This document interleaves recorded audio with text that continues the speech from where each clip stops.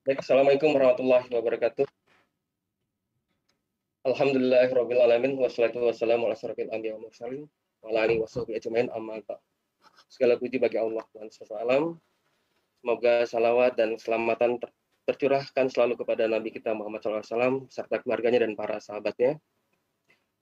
Baik para jamaah sekalian, sebelumnya terima kasih banyak sudah bisa bergabung bersama kami Badan Dakwah Islam PT Donggi Senoro LNG. Insya Allah untuk kajian kali ini akan diisi oleh Ustadz kita Dr. Syafiq Riza Basalama LCMA dengan tema jangan mudah kecewa dengan rumah tangga. Insya Allah kajian akan berlangsung selama 90 menit. Ustadz mungkin akan membawakan materi sekitar 1 jam, nanti setengah jam bisa tanya jawab. Selama kajian berlangsung dimohon agar posisi speaker dari para jamaah dalam keadaan mute agar kita semua bisa fokus mendengarkan suara dari Ustadz nantinya. Kemudian khusus untuk jamaah dari Akhwat, kami mohon untuk tidak perlu membuka videonya. Setelah materi selesai, panitia akan memberikan kesempatan bagi jamaah yang ingin mengajukan pertanyaan secara langsung untuk maksimal 2 penanya dan silahkan raise hand. Selanjutnya kami akan mencoba membacakan pertanyaan yang diajukan melalui chat dan kita akan utamakan dulu pertanyaan yang memang berhubungan dengan tema. Pada akhir acara nanti kami mohon maaf apabila ada pertanyaan yang mungkin masih belum bisa kami sampaikan atau kami bacakan karena terbatasnya waktu. Mungkin untuk waktunya karena sekarang sudah menunjukkan pukul 3.47 sore di sini, kami berikan pada Ustadz, kami persilakan Ustadz, silakan. Jazakumullah khairan. Assalamualaikum warahmatullahi wabarakatuh. Alhamdulillah, segala puji bagi Allah. Lahul mulku wa lahul hamd. Baginya segala kepemilikan. Semuanya milik Allah. Dan baginya segala pujaan dan puji. Wa huwa ala kulli syai'in qadir. Dan dia maha kuasa atas segala sesuatu. Dia yang berkuasa. Dia yang memiliki. Dan dia yang mampu menentukan apa yang dia inginkan. Ya, kita kadang-kala punya keinginan. Kita punya rencana. Tapi rencana Allah yang akan terwujud.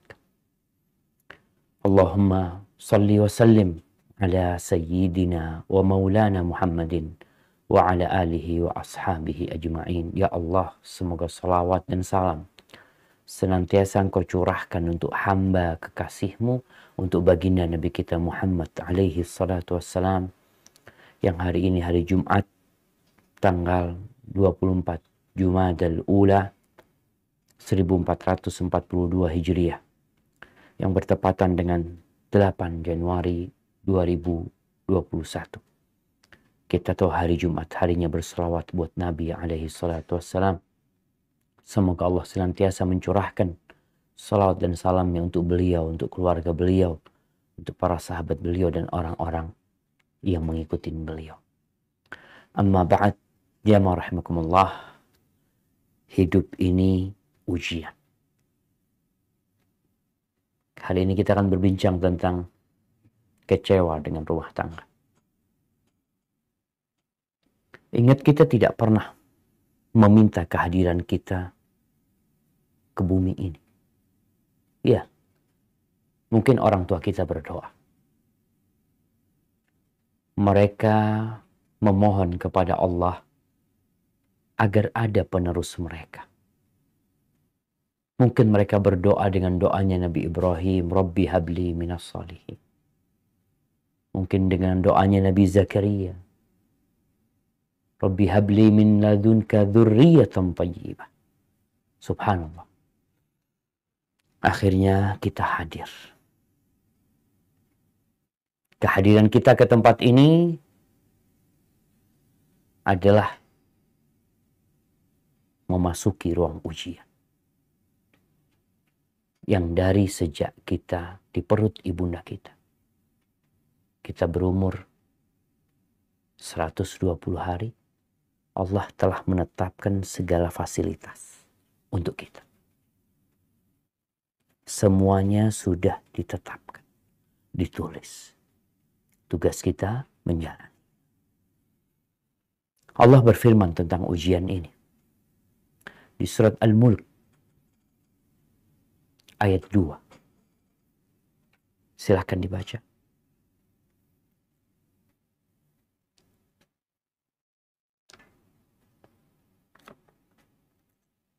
Tafadhal.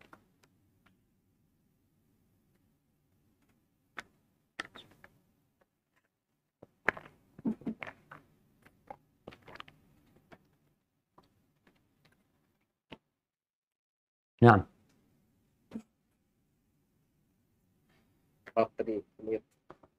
A'udzu billahi minasyaitonir rajim. Bismillahirrahmanirrahim. Alladzi khalaqal mauta wal hayata liyabluwakum ayyukum ahsanu amala wa huwal azizul ghafur. Yang menciptakan mati dan hidup untuk menguji kamu, siapa di antara kamu yang lebih baik amalnya, dan Dia Maha Perkasa, Maha Pengampun. Subhanallah. Ya. Allah Azza wa Jalla menciptakan kematian dan kehidupan. Kita dulu nggak ada, kemudian kita ada, lalu nanti kita nggak ada lagi, kemudian nanti kita akan hidup lagi. Untuk apa kehidupan ini diadakan? Liyabluwakum ayyukum ahsanu amal. Untuk menguji siapa di antara kalian yang lebih baik. Lalu Allah tutup ayat ini dengan dua namanya. Wa huwal aziz al-ghafur. Dialah yang maha perkasa. Dia dapat memberikan hukuman, sanksi tanpa ada yang dapat menolaknya. Dia telah menciptakan neraka. Ketentuannya tidak dapat ditolak.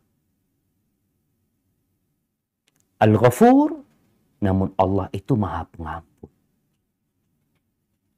Manusia berbuat dosa. Tapi Allah membuka pintu untuk mengampuni dosa-dosa manusia. Yang lulus dari ujian hanya 2 orang. Siapa? Yang bersyukur dan bersabar. Yang satu bersyukur atas nikmat yang Allah berikan kepada. Yang satu bersabar. Karena ditimpa musibah yang dia tidak menginginkan. Haibati fillah. Oleh karena itu semua harus dihadapi. Bicara rumah tangga ya harus dihadapi. Ini ujian. Engkau nggak nikah, ya ujian. Menikah, ya engkau tetap di ruang ujian. Hanya beda ujian yang diberikan kepada. Engkau menjadi seorang anak di dalam rumah, ujian. Anak kemarin, subhanallah, mendapatkan pertanyaan-pertanyaan yang mengiris-ngiris hati. Ada seorang anak yang menanyakan, Ustaz, ibu ana baru meninggal 4 bulan yang lalu. Bapak ana sudah tua, sudah pensiun. Bapak ana itu kerjanya berzina sama pelacur. Ini anak-anaknya udah ngasih nasihat, Bapak nikah. Dan sebenarnya udah berzina dari dulu ketika ibu masih hidup. Sang anak-anak ingin berbakti sama ibunya. Tapi kondisinya seperti kepada bapaknya. Dia harus dihadapi. Suami sama istri juga kayak gitu. Jamaah rahimakumullah. Semua itu beresiko. Semuanya beresiko. Contoh nih, nelayan. Kenapa nelayan itu memilih tetap melaut? Berangkat naik kapal kecil kadangkala. Naik sampan. Padahal berpotensi dia itu celaka. Berpotensi akan ada masalah dalam perjalanan dia. Dengan kapalnya, dengan lautnya. dengan hasilnya. Betapa sering kita mendengar ada kapal yang terbalik. Ada nelayan yang hilang. Ada nelayan yang terseret oleh ombak sampai ke luar negeri. Apakah hal itu membuat para nelayan yang lainnya berhenti melaut? Tidak. Kenapa? Karena mereka memiliki jiwa optimis. Mereka berbaik sangka sama Allah Azza wa Jalla. Insya Allah Allah mudahkan. Ya, mereka harus berhati-hati. Mereka membaca situasi dan kondisi. Kalau ada masalah, ya dihadapi. Dengan bantuan Allah Jalla Jalaluh, insya Allah semua bisa diselesaikan. Begitu pula dengan rumah tangga. Rumah tangga ini berpotensi untuk ribut. Terjadinya masalah sebenarnya sesuatu yang wajar. Yang sejak awal ya kita udah tahu gitu. Ya mau gimana? Kita harus berumah tangga, nah kita saling membutuhkan. Kalau bicara rumah tangga suami istri, kita belum bicara anak, orang tua, mertua ya. Yang kadangkala mereka membuat rumah tangga ini lebih bermasalah lagi. Tapi karena laki-laki dan wanita saling membutuhkan, itu yang membuat orang-orang bertahan. Teman-temanlah yang bekerja. Kenapa mereka masih tetap bekerja di tempat dia? Apakah karena mereka suka? Ada mungkin sebagian yang menyukai pekerjaan. Tapi ada yang karena kebutuhan. Dia suka sama pekerjaannya, tapi di luar kota. Jauh. Karena baru bisa pulang tahun 2 kali. Ada mungkin yang setahun sekali. Ada teman-teman yang merantau ke luar negeri kadang-kala 2, 3, 4 tahun baru bisa balik ke negerinya. Kenapa mereka lakukan itu? Karena kebutuhan. Perasaan inilah yang menyebabkan rumah tangga itu awet. Allah mengatakan hunna libasul lakum wa antum libasul lahum. Perempuan-perempuan itu adalah pakaian buat kalian. Ya. Dan kalian adalah pakaian buat mereka. Jangan sampai ada laki-laki yang merasa dia yang dibutuhkan oleh perempuan. Dia butuh sama anak. Kadang-kala suami kayak gitu ngomong sama istrinya. Engkau perlu sama anak, engkau butuh sama anak. Iya, betul. Istri itu perlu. Nggak usah diomongkan. Perempuan itu sudah ditetapkan menjadi pakaian buat engkau. Tapi jangan lupa. Dia juga pakaian buat engkau. Engkau telanjang nggak pakai baju tanpa mereka. Sampai ada yang mengatakan laki-laki tanpa perempuan itu seperti kuda tanpa tali kendali. Tapi perempuan tanpa laki-laki itu seperti perahu tanpa dayung. Berarti dua-duanya saling membutuhkan. Itu perahu tanpa dayung dia akan terombang-ambingkan. Tidak menentu kemana dia pergi. Itu kuda tanpa tali kendali, ya mau kemana antum bawa dia?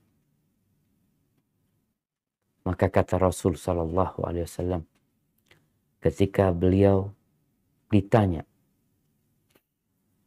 tentang perhiasan terindah di muka bumi ini, tentang harta yang paling mulia yang mereka berusaha untuk mencarinya, apa kata Nabi Alaihissalam?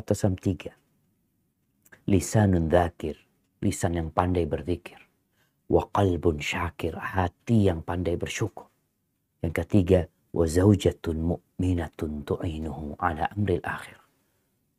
Dan pasangan hidup yang beriman, yang membantunya dalam urusan akhir. Ahibati fillah, Allah berfirman tentang kisah cinta antara laki-laki dan wanita. Sebuah kisah yang Masya Allah. Di surat Ar-Rum ya, kalau kita menghadiri pernikahan, biasanya kita ya seringkali mendengarkan ayat ini dibacakan. Surat Ar-Rum ayat 21. Silakan dibaca. Bismillahirrahmanirrahim. Wa min ayatihi an khalaqalakum min anfusikum azwajan litaskunu ilaiha wa ja'ala bainakum mawaddatan wa rahmatan inna fi dzalika laayatin liqaumi yatafakkarun. Dan di antara tanda-tanda kebesarannya ialah Dia menciptakan pasangan-pasangan untukmu dari jenismu sendiri agar kamu cenderung dan merasa tentram kepadanya. Dan Dia menjadikan di antaramu rasa kasih sayang.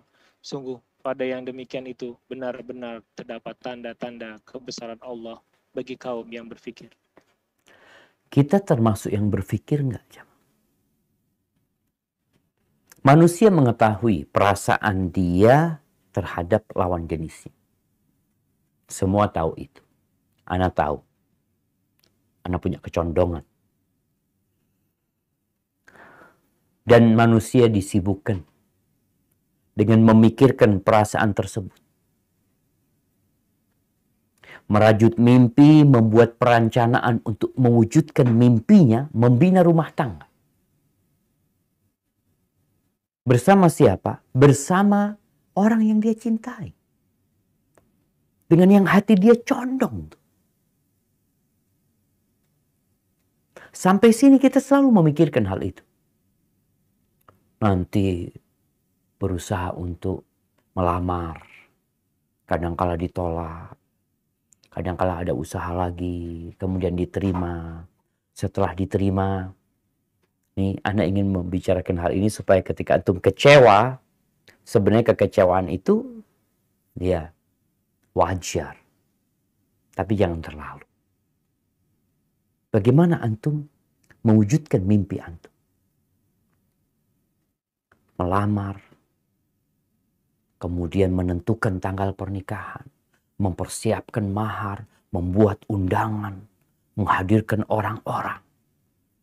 Urusan ke KUA diurusin, semuanya diurusin. Untuk apa? Untuk perasaan ini. Untuk perasaan yang ada di dalam dada kita.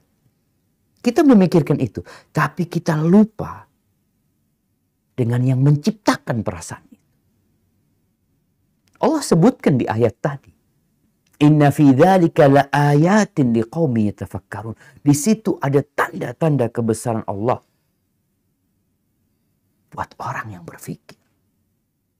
Gimana antum mau hidup?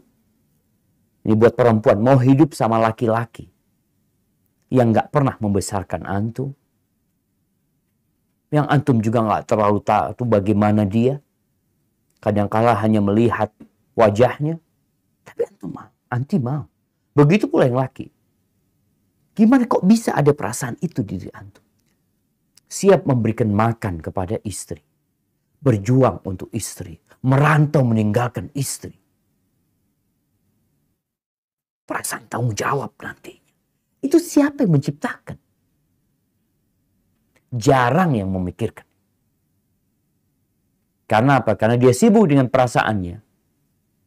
Lupa dengan yang menciptakan perasaan. Ahibati fillah. Pernikahan disyariatkan sebenarnya untuk menyelesaikan segala permasalahan. Memenuhi semua kebutuhan manusia. Kebutuhan fitrahnya, kebutuhan akalnya, kebutuhan jiwanya, kebutuhan jasadnya. Di sana dia akan mendapatkan ketenangan. Kedamaian. Namun kedamaian itu perlu dijaga. Ketenangan itu perlu dipelihara. Antum lihat kolam. Kalau antum punya kolam ikan.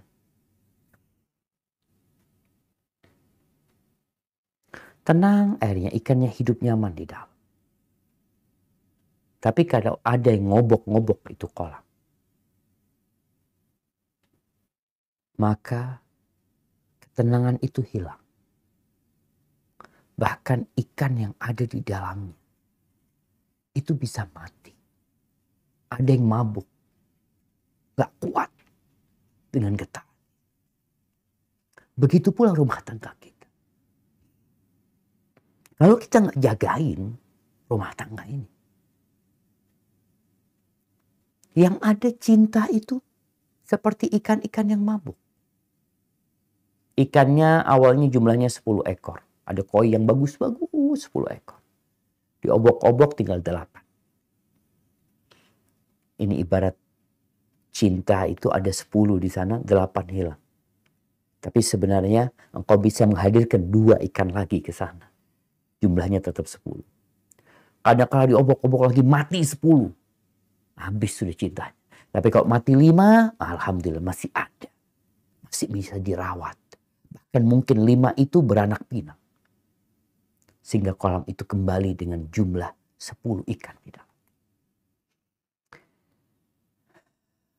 Tapi ketahuilah bahwa dalam rumah tangga ini kita harus saling memahami. Di mana tidak ada yang sempurna. Ana sebagai seorang laki-laki, sebagai seorang suami, sebagai seorang ayah, sebagai seorang anak, bayangkan posisi kita dalam rumah itu, dalam satu tempat, suami, ayah, dan anak. Ana lihat banyak kekurangan di diri Ana. Tapi alhamdulillah, orang tua Ana menerima kekurangan Ana. Istri Ana juga menerima. Anak-anak Ana juga menerima. Dan ini yang menyebabkan rumah tangga ini bertahan. Sekarang nih, kalau bicara habis asar, biasanya nggak ada kajian dan habis asar. Habis asar itu waktunya ke rumah orang tua. Ana sampaikan kepada abah, minta maaf besok ke sana mungkin setelah jam 5 Ana baru berangkat. Alhamdulillah orang tua menerima. Anak-anak Ana sampaikan juga. Karena jadwal mereka ke rumah kakek nenek. Ana sampaikan nanti ke rumah nenek setelah kajian. Lihat, ada kebahagiaan mereka yang hilang. Kalau Ana berangkat ke rumah orang tua sebelum maghrib. Karena biasanya mereka habis asar, masih terang, mereka bisa bermain lebih panjang lagi. Tapi karena saling menerima, alhamdulillah. Tapi kalau tidak menerima, kecewa yang ada. Dan apakah kekecewaan itu menjadikan masalah itu selesai? Tidak. Begitu pula wanita, dia punya kekurangan. Ada banyak hal dari dia mungkin yang membuat seorang suami kecewa. Istrinya tidak sesuai dengan yang dia impikan. Istrinya tidak sesuai dengan yang sudah dia gambarkan dalam hatinya. Ada kekecewaan di diri dia. Jamaah rahimakumullah. Biasa. Itu hal yang biasa. Namun jangan sampai kita masuk dalam firman Allah. Wailul lil mutaffifin. Coba kita baca. Al-Mutaffifin ayat 1-3. Bismillahirrahmanirrahim. Wailul lil mutaffifin. Alladzina idza talu 'alan nasi yastawfun. Yaitu orang-orang yang apabila menerima takaran dari orang lain mereka minta dicukupkan. Wa idza kaluhum aw wazanuhum yuhsirun. Dan apabila mereka menakar atau menimbang untuk orang lain mereka mengurangi. Barakallahu fikum. Nah, ini ancaman buat orang-orang yang curang. Dalam semua aspek kehidupan ada orang-orang yang curang. Allah contohkan dengan kecurangan dalam jual beli. Ada orang yang kalau beli dia biasanya teliti. Bahkan dia minta ditambahkan. Emak-emak kadang kala beli ya, beli buah, udah dibungkus ya. Nanti dia, ini ya, buah nusnya, langsung dimasukin sama dia. Ini yang penjual ini, belum ngomong iya, tapi dia sudah masukin tuh bonusnya. Dibawa tuh pergi. Ada orang-orang seperti itu. Tapi kalau dia menjual sama orang lain, kalau bisa dia kurangin timbang. Jadi kalau beli minta dilebihkan, kalau jual berusaha mengurangi. Begitu pula dalam kehidupan rumah tangga. Ada suami-suami yang selalu menuntut istrinya untuk menjalankan kewajibannya. Tapi ini suami tidak memenuhi hak istrinya. Karena dia komandan, ini yang jadi komandan, yang jadi pemimpin, yang jadi atasan, terkadang engkau berusaha untuk menyuruh anak buah, siapa yang ada di bawahmu untuk taat, patuh, memenuhi tugas-tugas mereka. Nah, itu kewajiban mereka. Tapi engkau juga punya kewajiban memberikan hak mereka secara penuh. Jadi kalau suami istri bicara hak dan kewajiban, sama-sama. Jangan cuma berpikir suami yang punya hak, istri pun punya hak. Walahunna mithlul ladzi 'alaihinna bil ma'ruf walirrijali 'alaihinna darajah. Ya, lelaki itu punya kelebihan. Dia sebagai pemimpin. Ahibati fillah. Di surat At-Taghabun ayat 14 Allah menceritakan kekecewaan yang mungkin terjadi dalam rumah tangga. Sehingga kita perlu memposisikan diri kita bagaimana menghadapi permasalahan dalam rumah tangga. Coba kita baca. At-Taghabun ayat 14. Bismillahirrahmanirrahim. Ya ayyuhalladzina amanu inna min azwajikum wa auladikum Aduwwan lakum. fahdaruhum wa in ta'fu wa tasfahu wa taghfiru fa innallaha ghafurur rahim. Wahai orang-orang yang beriman, sesungguhnya di antara istri-istrimu dan anak-anakmu ada yang menjadi musuh bagimu. Maka berhati-hatilah kamu terhadap mereka, dan jika kamu maafkan dan kamu santuni serta ampuni mereka, maka sungguh Allah Maha Pengampun, Maha Penyayang. Barakallahu fikum. Iya. Ada pasangan hidup kita yang jadi musuh buat kita. Bagi suami, istrinya. Bagi istri kadang-kadang suami. Apa yang harus kita lakukan? Hati-hati. Anak-anak juga kadang-kadang jadi musuh. Mengecewakan orang tuanya. Tidak berbakti. Atau orang tua yang dulu taat, patuh, Masya Allah. Ada suami yang Masya Allah, sebelum menikah, Senin Kemis puasanya Pak Ustaz. Tiap hari 1 juz. Sodakohnya, setiap gajian dia keluarkan untuk sodakoh. Setelah menikah, hilang semua itu. Senin Kemis hilang, baca Quran hilang, sodakoh hilang. Kok bisa? Engkau harus cari tahu. Apakah karena istrimu? Atau karena anakmu? Atau karena kawan-kawan? Atau karena lingkungan? Tapi yang jelas Allah mengingatkan. Ada sebagian pasangan hidup kita. Anak yang jadi musuh. Ya maafkan mereka. Mereka manusia yang tidak sempurna. Yang melakukan kesalahan. Maka Allah sebutkan hati-hati menghadapi mereka. Selama kesalahan-kesalahan itu masih bisa ditoleransi, ya dimaafkan. Disantuni, nggak perlu dikasih sanksi. Ampuni mereka. Allah Maha Pengampun dan Maha. Berkaitan dengan hal ini jamaah, Rasulullah SAW berpesan kepada kaum laki-laki. Kenapa? Karena mereka pemimpin. Karena laki-laki yang membawa itu perempuan. Dia yang meminta itu perempuan. Kemudian orang tua itu perempuan yang menyerahkan kepada dia. Maka Nabi SAW mengatakan, ittaqullaha fin nisa, bertakwalah kepada Allah dalam urusan istri-istri kalian. Fa innakum akhadtumuhunna bi amanillah wastahlaltum furujahunna bi kalimatillah. Kalian mengambil mereka dari orang tuanya itu dengan amanah dari Allah. Diambil itu amanah. Dulu itu perempuan amanah yang Allah titipkan kepada orang tua. Dan engkau mengambilnya, pindah tuh amanah kepadamu. Ada amanah dari Allah, engkau ambil itu.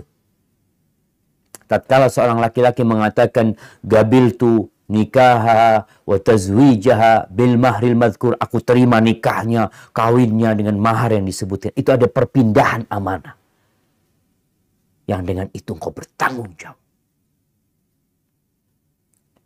Tuh perempuan dulu haram untuk disentuh. Apalagi digauli. Jadi halal dengan kalimatullah. Allah Azza wa Jalla mensyariatkan mereka.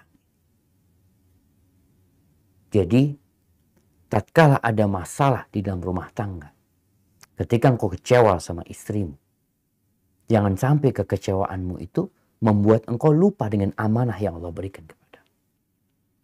Engkau punya kewajiban mendidik dia. Atau masalahnya di dirimu. Memilih mengambil amanah tanpa tahu amanahnya kayak apa. Makanya kenapa kita ketika menikah itu disuruh cari tahu. Jual beli